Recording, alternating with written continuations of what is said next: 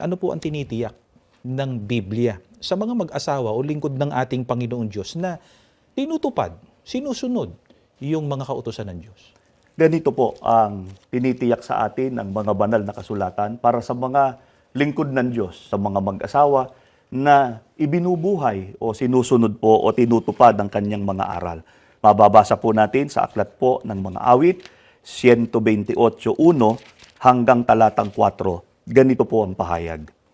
Mapalad ang bawat isa na natatakot sa Panginoon, na lumalakad sa kanyang mga daan, sapagkat iyong kakanin ang gawa ng iyong mga kamay, magiging maginhawa ka at ikabubuti mo.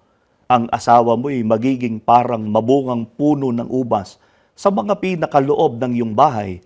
Ang mga anak mo'y parang mga puno ng ulibo sa palibot ng iyong dulang. Narito, na ganito nawa pagpalain ng tao na natatakot sa Panginoon.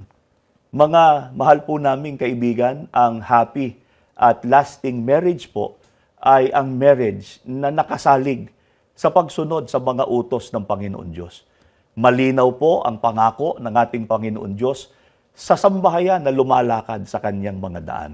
Ang gayon pong sambahayan ay magiging maginhawa at pagpapalain po ng Panginoon Diyos.